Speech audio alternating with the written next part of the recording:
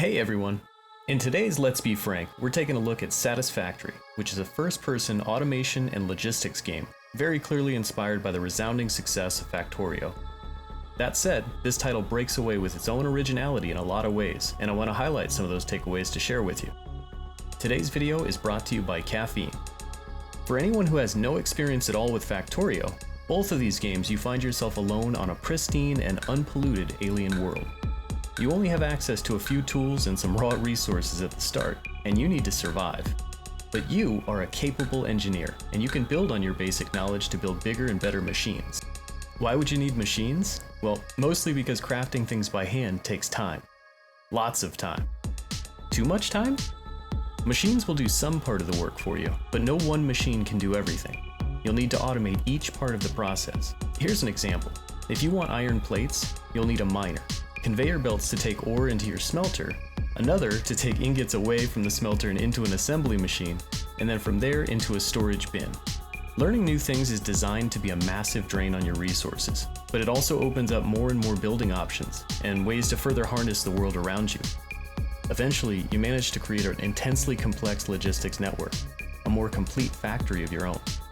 Everything we've talked about until this point is actually true of both games. The first big difference between the two is that Satisfactory offers a completely different perspective of that similar experience, and it turns it into a very different game.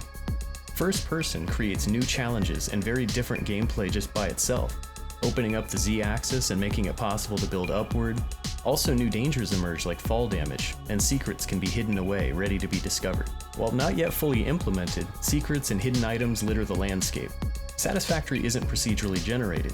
Instead, it has a static landscape, which means level design was done mindfully, making exploration a lot more satisfying and efficient. While you might be able to see them randomly at times, most secrets can be found in areas that look more dangerous, and it encourages you to actually push yourself further into that danger. Fighting is another huge departure from the Factorio experience. It's all done firsthand. Rather than relying on firearms, the developers opted more for a melee focus. It is possible to get killed by random smaller enemies during exploration, but I'll admit it's a little difficult. There's a lot of different health pickups around to offset the damage you suffer between battles. Larger and more dangerous creatures do exist, but they don't roam randomly around, and it's less likely you'll be ambushed in a fight like that. It is incredibly easy to lose track of time in this game, and I love that. There's always a target to move toward, another hill to climb.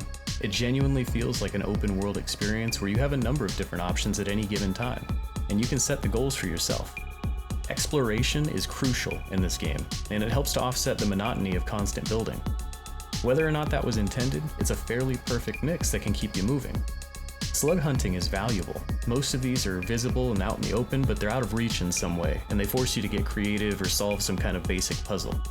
Being fair, there's actually a couple of areas of opportunity that I do want to highlight here. These are more basic gripes that can be easily resolved, but the two complaints I did want to highlight are both with accessibility in mind.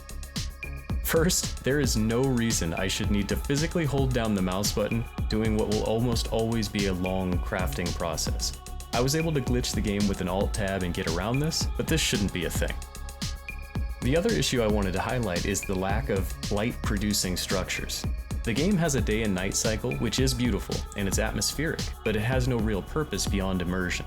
There's no solar power options, there's no additional danger at night, it's just poor visibility. Players need a way to combat that visibility issue aside from just a flashlight, especially when they're inside their own base. Light poles would be a great addition, and I was actually surprised they weren't there. On the topic of game assets, the art direction of this game is beautiful. It's incredibly noteworthy.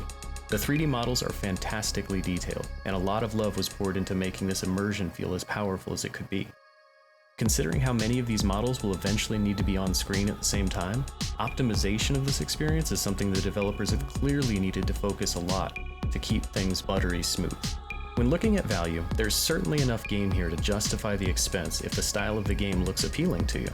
Also, and unlike Factorio, this game does officially go on sale from time to time, so if you want to be even more frugal, you can add it to your wish list and wait till the next sale. Thank you everyone for spending your time here with me. I hope you enjoyed my take on Satisfactory, and I hope to see you next time. Thanks for watching.